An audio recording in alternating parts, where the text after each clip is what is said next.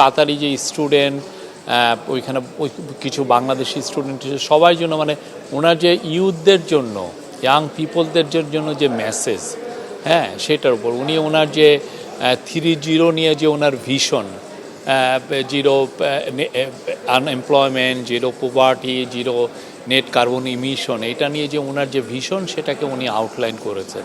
উনি বলেছেন যে কিভাবে আমাদের আসলে যে সিভিলাইজেশন আমরা যেটা করেছি সেটা অ্যাকচুয়ালি সেলফ ডিস্ট্রাকটিভ, এইখান থেকে আমাদের বেরোতে হবে। এই জন্য আমরা যে একদম আনরেগুলেটেড আনব্রাইডাল যে আমরা কনজামশন করছি, খালি কিনছি, এই জায়গা থেকে আমাদের বেরিয়ে এসে আমাদের নতুন একটা সিভিলাইজেশন করতে হবে এবং এই সিভিলাইজেশনের মূল ভিত্তি হবে ওনার এই 3-0, সেটা নিয়ে উনি বলেছেন।